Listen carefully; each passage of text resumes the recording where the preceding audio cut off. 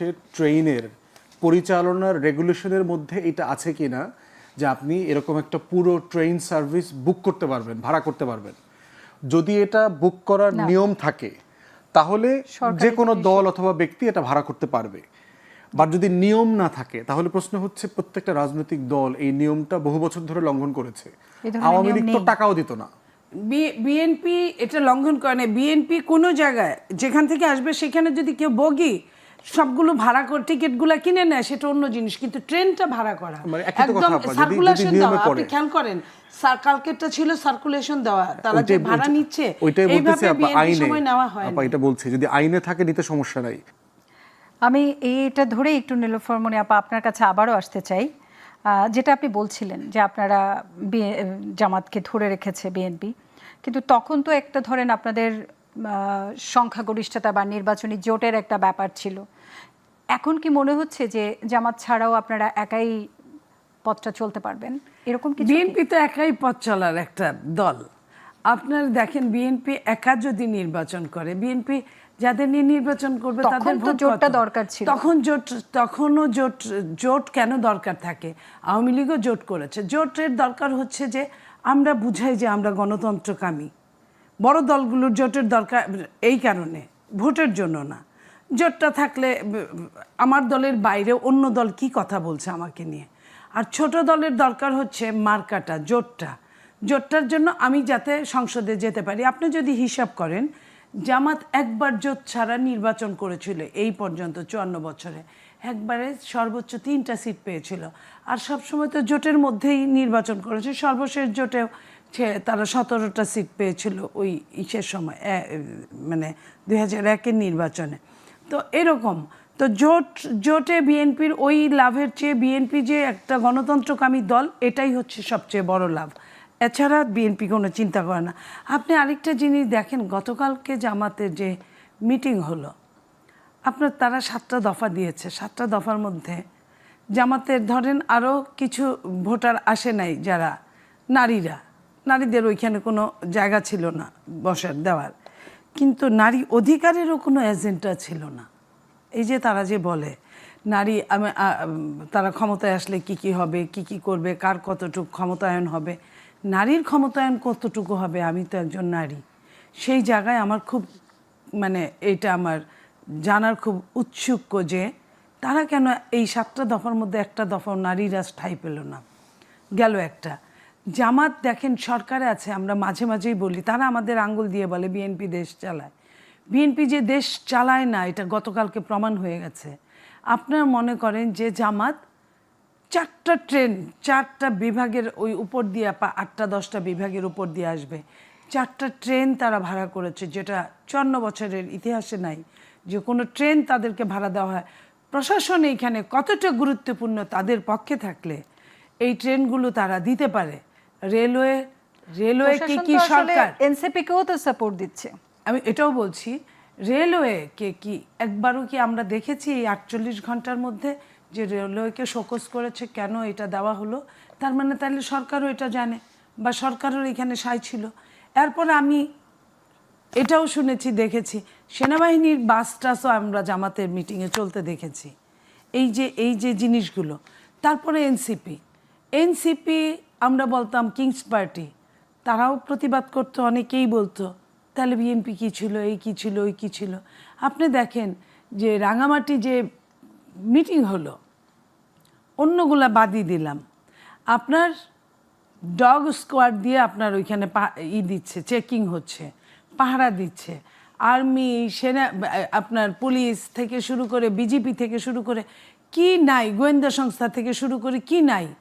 5 জন লোকের জন্য 5000 আপনার প্রতিরক্ষা বাহিনী দাঁড়িয়ে আছে। তো এই জিনিসগুলো কি জনগণকে আপনি মনে করেন যে জনগণকে স্পর্শ করছে না?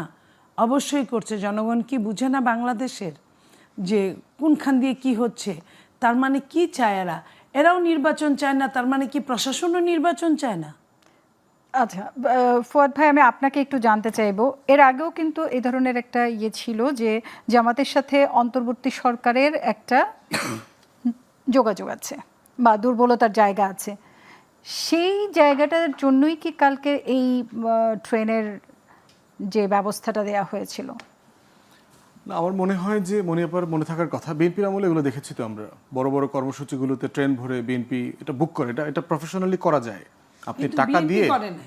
না, BNP আমার মনে সময় আছে করে রোড মার্চের সময়, ট্রেন মার্চের সময় এরকম বগি ভাড়া করা, ট্রেন ভাড়া করা, এটা বাংলাদেশের পলিটিক্সে এই কালচারটা আছে।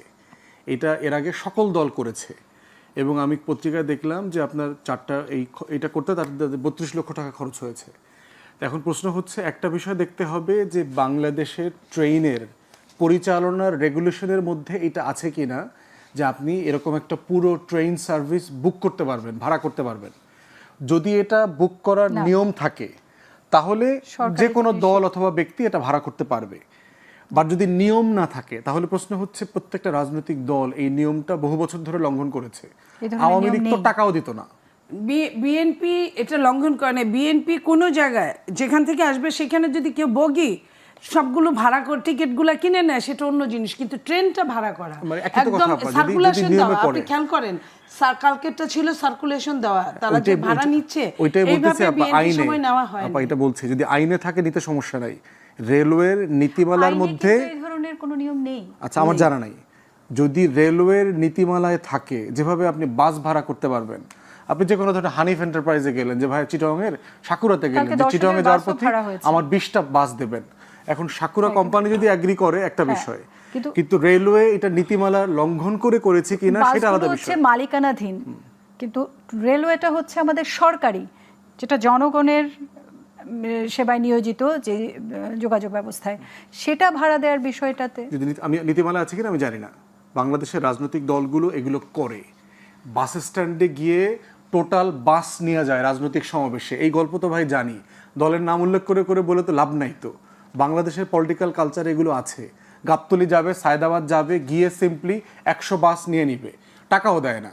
বাংলাদেশে পুলিশও দেখবেন আপনার এই গাড়ি রিকুইজিশন করে, রাস্তাঘাট থেকে র্যান্ডম 2টা মাইক্রোবাস নিয়ে তার 2 দিন ধরে সেটা ঘুরায়।